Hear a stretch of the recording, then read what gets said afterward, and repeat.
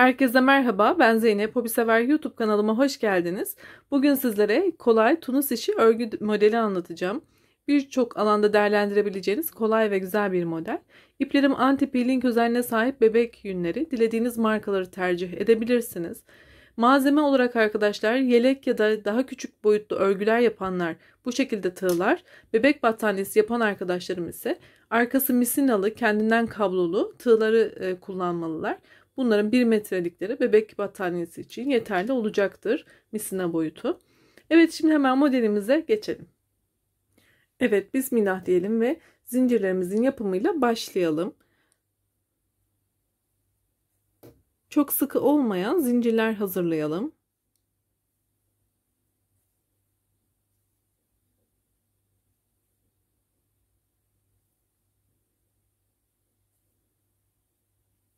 Zincir sayımız 3'ün katları artı 2 olmalı. Yani 3 3 3 diyerek devam edeceğiz. 3'ün katları şeklinde zincir yapacağız istediğimiz boyutlarda. Sonda 2 tane ekstra ilave yapacağız.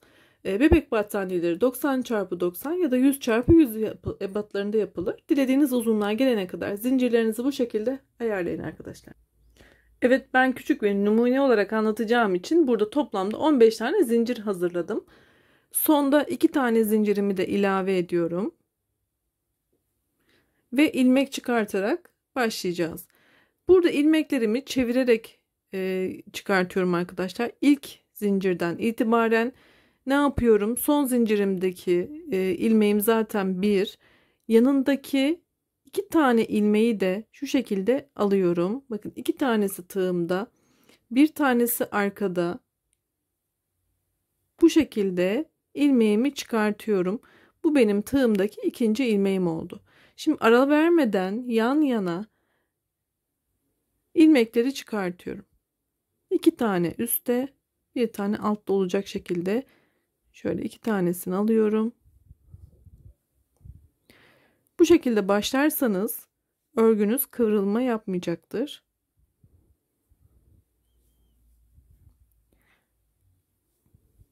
İlmeklerimizi sona kadar çıkartalım ara vermeden. Burada da sayımız yine 3'ün katları artı 2 olmalı. Ben 17 sayısıyla başladığım için 17 tane ilmek çıkartmalıyım. Şimdi tamamlayıp geliyorum. Evet, 17 tane ilmeğimi çıkarttım. Şimdi baştaki ilmeği her zaman tek çıkartıyorum. Artık ilmeklerimi ikişer ikişer çıkartarak sağ kenara kadar ilerleyeceğim.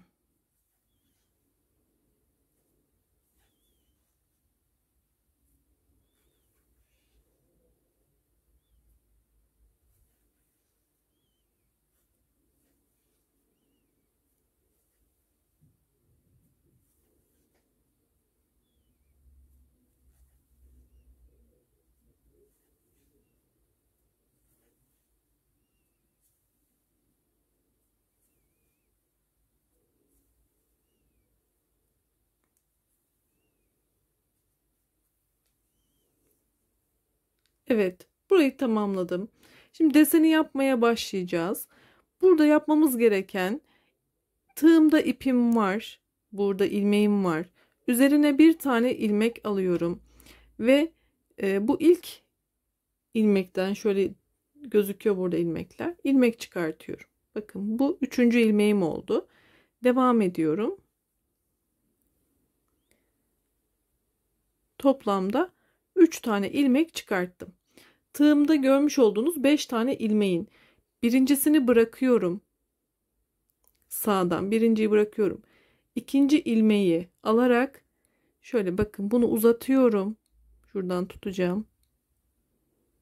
Bu 3 ilmeğin içinden atlattım. Bu şekilde yan bir görüntü elde ettim. Şimdi ne yapıyorum? Üzerine yine bir kere doluyorum. Ve sırada gelen 3 tane ilmekten ilmek çıkartıyorum.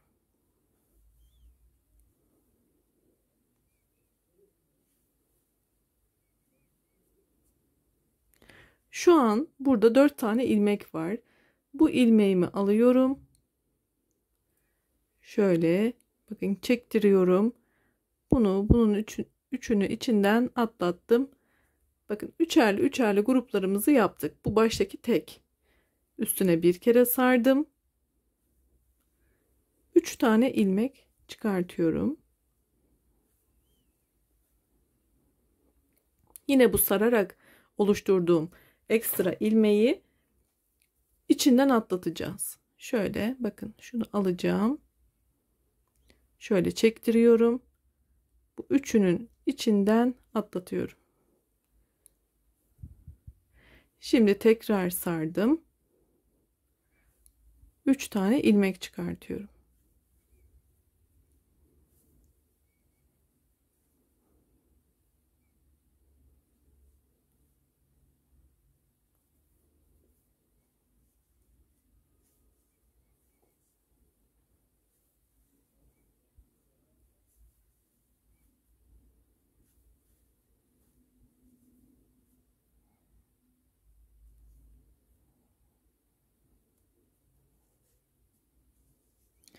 Bakın sona kadar devam ettim.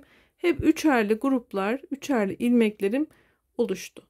Bu sonda da son kenarda 2 tane ilmeği de alarak, şöyle her ikisini de alarak bir tane tek ilmek çıkartıyorum. Şu an sağda ve solda tek, aralarda üçlü gruplar halinde ilmeklerim oluştu.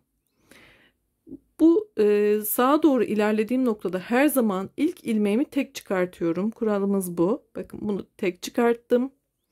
Şimdi sağa doğru ilerlerken ikişer ikişer tığımdaki ilmekleri bitiriyorum.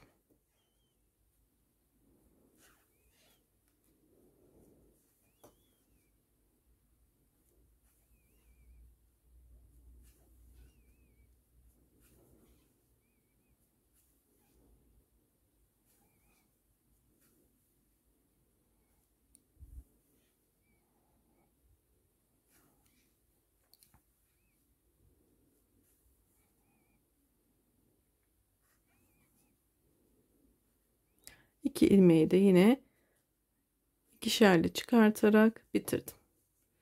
Bakın ilk sıramızı yapmış olduk. Desenimiz ortaya çıktı. Şimdi devam edelim. Burada ilmeğim sarılı olduğu için ilk ilmeğimi tek bırakıyorum. Şimdi ipimi sardım tığıma. 3 tane ilmeğim var. Hepsinden tek tek ilmek çıkartıyorum. Artık desenimiz belli olduğu için daha kolay işimiz. Bu ilmek çıkartmalarda ipi sarmadan yapıyoruz. Bakın ilk baştaki gibi buradaki ilmeği buradan geçirdim. Tekrar sardım. Yandaki üçlü gruba devam ediyorum.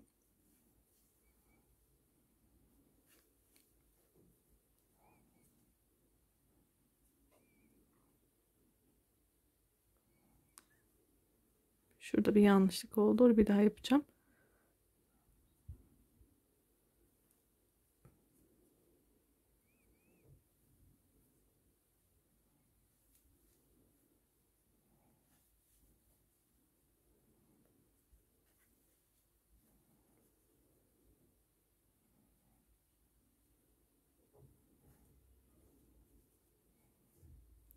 Bakın aynı hizalı bir şekilde devam etmekte.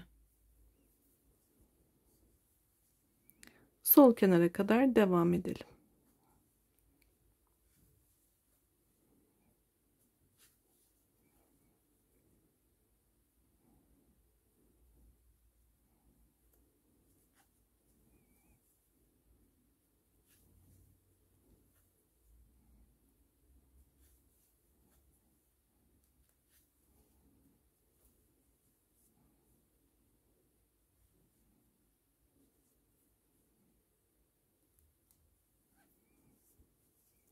Sona geldiğimde tekrar burada 2 tane lobu da alarak şöyle bakın her iki kanadımızı da alarak tek bir ilmek çıkartıyorum. Ve artık desen kendini tekrar edecek. Burada ne yapıyorum? Bir taneyi çıkartıyorum. Sonra ikişer ikişer ilmeklerimi sona kadar bitiriyorum.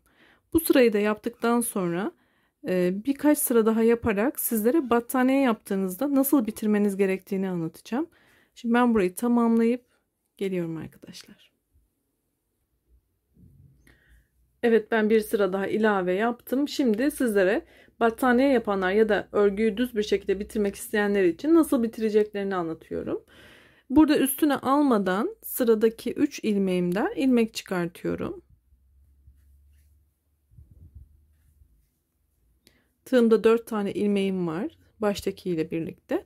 Şimdi bu arada ne yapıyorum? Bu arada da ilmek çıkartıyorum. Daha sonra diğer desenlerden de ilmek çıkartıyorum.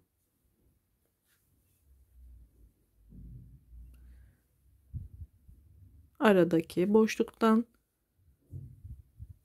ve sona kadar bu şekilde devam ediyorum. Tekrar başlangıç sayımda ilmeğe sahip oluyorum.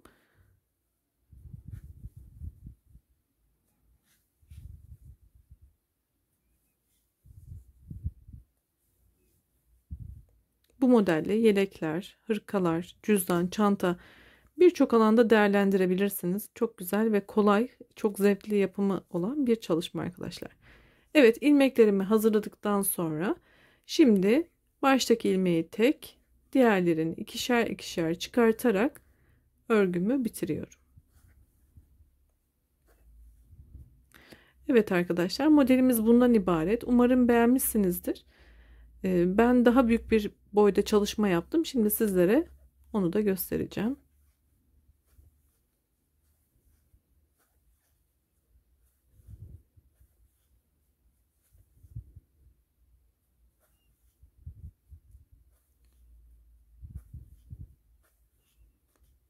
Kanalımdaki diğer çalışmalarıma bakmak için de oynatma listelerime göz atmayı unutmayın. Evet, modeli daha büyük bir parçada çalıştım, daha iyi görebilmeniz adına. Umarım beğenmişsinizdir. Beni izlediğiniz için çok teşekkür ediyorum. YouTube kanalıma ücretsiz bir şekilde abone olarak bana destek olursanız çok memnun olurum. Yine hatırlatayım arkadaşlar. Küçük modeller çalışanlar bu şekilde tığlarla, büyük bebek battaniyesi formatında çalışanlar ise bu şekilde misinalı kablolu tığlarla çalışabilirler. Beni izlediğiniz için çok teşekkürler. Sağlıkla kalın, hoşça kalın.